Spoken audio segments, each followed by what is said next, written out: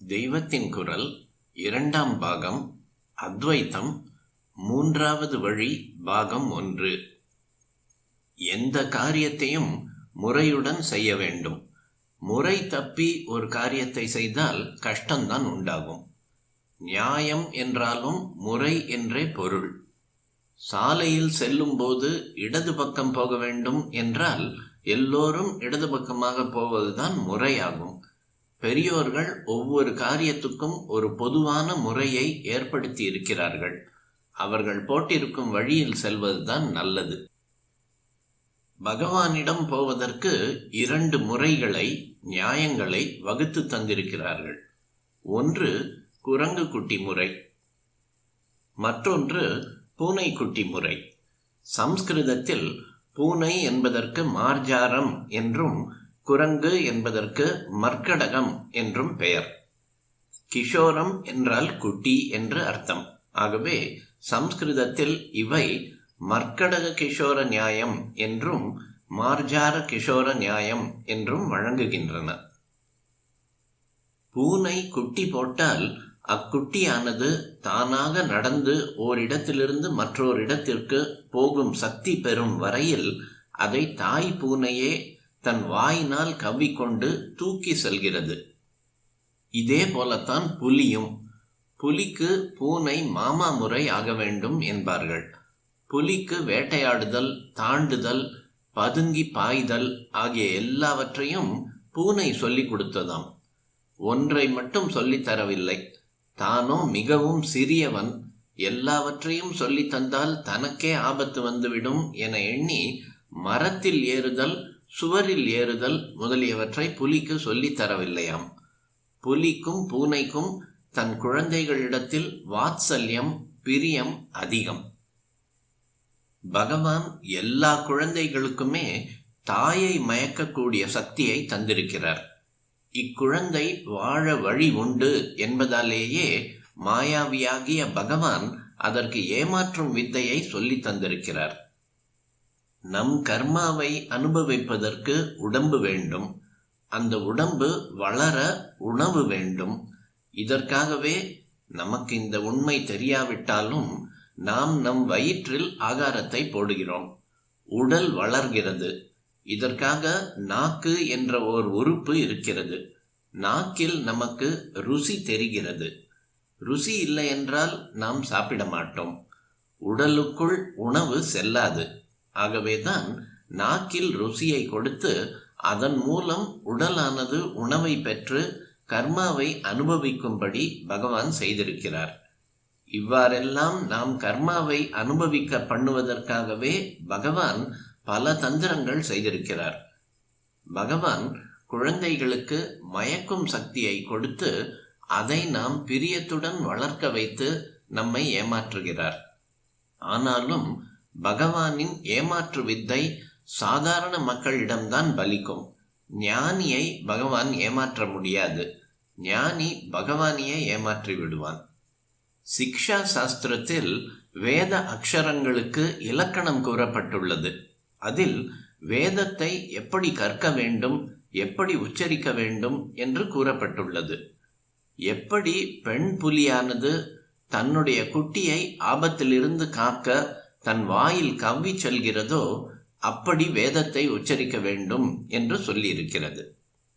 சிக்ஷை, வேதத்தின் மூக்கு என்ற உரையில் உச்சரிப்பு விதிகள் என்ற பிரிவு பார்க்க, புலி தன்னுடைய குட்டியை வாயில் கவ்வி கொண்டு போகும்போது குட்டியின் உடலிலே பற்காயம் ஏற்பட்டு விடக்கூடாது.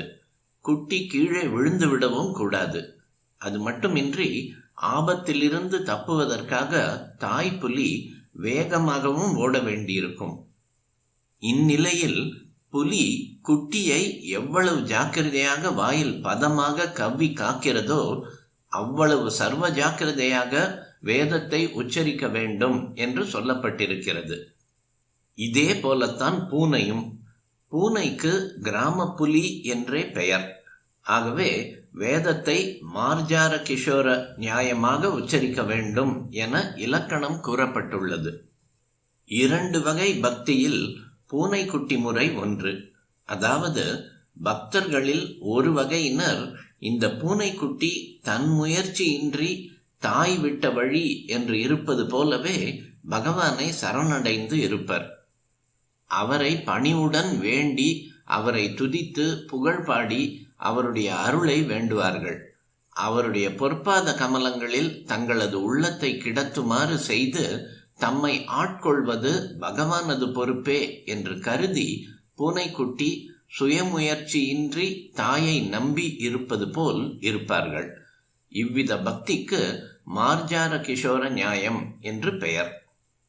பூனைக்குட்டிக்கு நேர்மாறு குரங்கு குட்டி. இந்த குரங்கு குட்டி போன்றவர்கள் இன்னொரு வகை பக்தர்கள். குரங்கின் குட்டியானது அதன் தாயின் வயிற்றை கெட்டியாக பிடித்து கொண்டிருக்கும். தாய் மரத்துக்கு மரம் தாவும் போது தன் குட்டியை பற்றி யாதொரு கவலையும் கொள்ளாது. குட்டிதான் தன்னை காத்து கொள்ள தாயின் வயிற்றை மிகவும் இறுக்கமாக பிடித்து கொள்ள வேண்டும். இந்த குட்டிக்கு பகவான் அப்படிப்பட்ட ஒரு பிடிக்கும் சக்தியை கொடுத்திருக்கிறார். கடித்ததெல்லாம் கரும்பு, பிடித்ததெல்லாம் இரும்பு என்று பகவான் அதற்கு வரம் கொடுத்திருக்கிறாராம். அது எதையும் பலத்துடன் பற்றி கொள்ளும். குரங்கு பிடி என்றே சொல்வதுண்டே. இப்படிப்பட்ட குரங்கின் ரீதியிலேயே மர்க்கட கிஷோர நியாயமாக சில பக்தர்கள் இருக்கிறார்கள். அவர்கள் பகவானை இறுக்கமாக பிடித்து கொள்வார்கள். பகவானே அருள் செய்யட்டும் என்று காத்திராமல் அவன் உதறி தள்ளினாலும் விடுவதில்லை என்று அவனை பிடித்து கொள்வார்கள். சிக்கன பிடித்தேன் என்று மாணிக்கவாசகர் பாடியுள்ளார். அவரே சிவபுராணத்தில் பக்தி வலையில் படுவோன் என்று கூறுகிறார். அப்படியானால் பக்தர்கள் பகவானை சிக்கென்று பிடிக்கிறார்களா? பகவான் பக்தரிடம் சிக்கிக் கொள்கிறானா என்ற கேள்வி வருகிறது. பக்தன் சிக்கென்று பிடித்து விட்டால் அப்புறம் பகவானே அவனிடம் சிக்கிக் கொண்டு விடுகிறான். பக்தர்கள் கையில் இருந்து பகவான் தப்ப முடியாமல் வலையில் விழுந்த மீன் போல சிக்கி விடுகிறார். வைஷ்ணவர்களில் வடகலை தென்கலை என்று இரண்டாக பிரிந்திருப்பதே இந்த இரண்டு வித சரணாகதி வித்தியாசத்தினால்தான். ஸ்ரீ வேதாந்த தேசிகனை பின்பற்றும் வடகலைக்காரர்கள் மர்க்கட கிஷோர நியாயத்தை அனுசரித்து நான் தான் விடாமுயற்சியுடன் சுவாமியை விடாமல் பிடித்து கொண்டிருக்க வேண்டும் என்கிறார்கள். ஸ்ரீ மணவாள மாமுனிகள், ஸ்ரீ பிள்ளை லோகாச்சாரியார் ஆகியவர்களை பின்பற்றும் தென்கலைக்காரர்கள் மார்ஜார கிஷோர நியாயப்படி நாம் எந்த முயற்சியும் இல்லாமல் கிடந்து விட்டால் போதும், சுவாமியே நம்மை ஆட்கொண்டு விடுவார் என்கிறார்கள். இப்போது வடகலை தென்கலை என்றால் நாமம் போட்டுக்கொள்வதில் இருக்கிற வித்தியாசத்தை தான் நினைத்து கொள்கிறோம். இங்கிலீஷ் யூ மாதிரி நாமம் போட்டுக்கொண்டால் வடகலை, ஒய் மாதிரி அடியில் பாதம் வைத்து போட்டுக்கொண்டால் தென்கலை என்று புரிந்து கொள்கிறோம். வாஸ்தவத்தில் அவர்களுக்குள்ளே வித்தியாசம் சரணாகதியில் இருவிதமான தத்துவங்களை அனுசரிப்பவர்கள் என்பதே. வழியிலே இன்னார் இன்ன தத்துவக்காரர் என்று தெரிவிப்பதற்கே வடகலைக்காரர் யூ மாதிரியும் தென்கலைக்காரர் அதற்கு பாதம் வைத்து ஒய் மாதிரியும் நாமம் போட்டு கொள்கிறார்கள். சரணாகதி என்பதை பிரபத்தி என்பார்கள். சர்வதர்மான் பரித்யஜ்ய மாமேகம் சரணம் வ்ரஜ என்று பகவான் கீதையின் முடிவில் சொல்லி இருக்கிறது தான் சரணாகதி சாஸ்திரத்துக்கு தாரக மந்திரம் மாதிரி. ஸ்ரீ ராமச்சந்திரமூர்த்தி விபீஷண சரணாகதியின் போது ராமர், நான் உன்னுடையவன், அபயம் என்று எவன் வந்தாலும் அவனை ரட்சிப்பதே என் ஜென்ம விரதம். சக்ருதேவ பிரபன்னாய தவாஸ்மீதி ச யாச்சதே அபயம் சர்வபூதேப்யோ ததாம்யே தத்வ்ரதம் மம என்று சொன்னதையும் வைஷ்ணவர்கள் ரொம்பவும் சிறப்பித்து சொல்வார்கள். கீதை, ராமாயணம் இரண்டுமே சரணாகதி சாஸ்திரங்கள் என்பார்கள். தத்துவங்கள், சித்தாந்தங்கள் இருக்கட்டும், நடைமுறையில் நாம் எப்படி இருக்கிறோம்? அவன் விட்ட வழி என்று நம்பிக்கையோடு கிடப்பதற்கு நம்மால் முடிகிறதா? அத்தனை பக்தி வைராக்கியம் நமக்கு இருக்கிறதா? இல்லவே இல்லை. சரி, அப்படியானால் நாம் தான் முயற்சி பண்ணி அவன் அருளை வலிய பெற்றுக்கொள்ள வேண்டும் என்று சதாவும் அவனையே பிடித்து கொண்டிருக்கவாவது நம்மால் முடிகிறதா? இதுவும் முடியவில்லை. நல்லதோ பொல்லாததோ நமக்கென்று என்ன இருக்கிறது? அம்மாக்காரி செய்கிறபடி ஆகட்டும் என்பதாக சுய முயற்சியே இல்லாமல் மார்ஜார கிஷோரமாக கிடக்கவும் நமக்கு பக்குவம் இல்லை.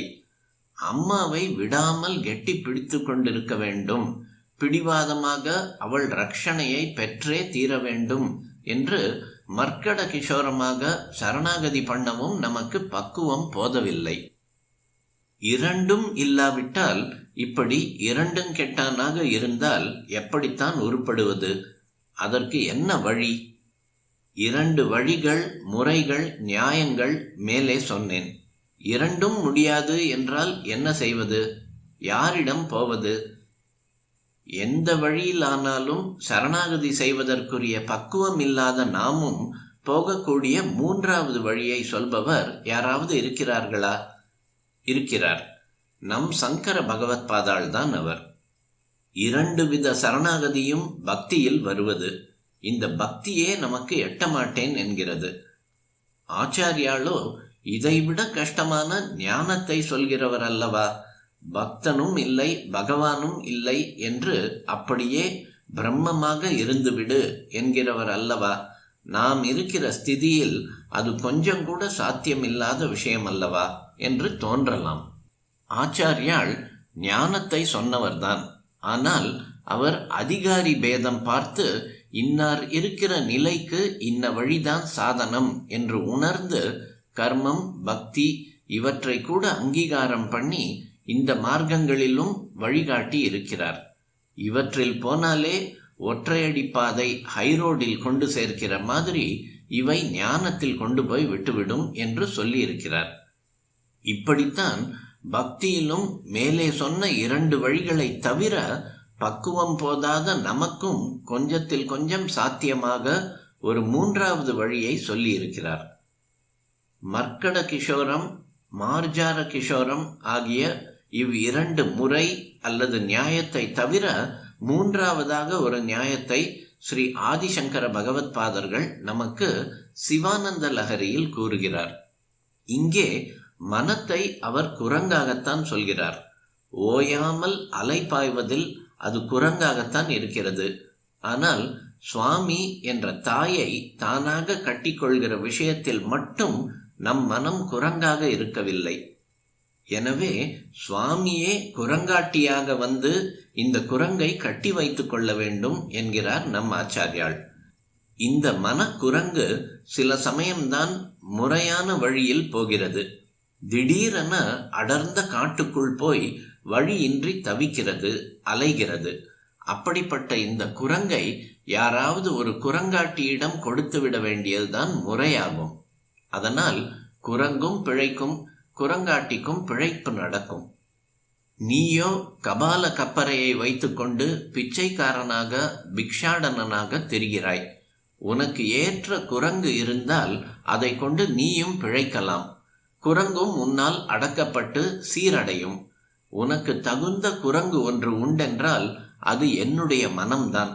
என் மனமானது குரங்கு குட்டியாக இருந்தாலும் நீ அதற்கு தாயாக இருப்பதை அறிந்து அது உன்னை பற்றி கொள்ளவில்லை. மனம் பூனை குட்டியாகவும் நீ தாய் பூனையாகவும் இருந்தாலாவது நீயாகவே அதை தூக்கிச் சென்று காப்பாற்றுவாய். ஆனால் இதுவோ அடங்காத குரங்கு. நீயும் பூனையாக இல்லாமல் பிச்சைக்காரனாக இருக்கிறாய். ஆகவே நீ ஒரு கயிற்றை கொண்டு இந்த குரங்கை கட்டி போட்டுத்தான் ஆக வேண்டும். இதனால் நீயும் வெறுமே பிச்சை கேட்கிற தடியா பிள்ளையாக இல்லாமல் குரங்காட்டு வித்தை என்று ஒரு பொழுதுபோக்கை காட்டி கலைஞன் என்ற ஹோதாவில் சம்பாவனை கேட்பதாக ஒரு கௌரவம் பெறுவாய். இந்த பொல்லாத குரங்கு உன்னிடம் இருந்து தப்புவதற்கு பலவாறு முயற்சி செய்யும். நீ அன்பு என்கிற கயிற்றால் அதை கட்டி இழுத்துச் செல்வாயாக என்கிறார் ஸ்ரீ ஆதிசங்கரர்.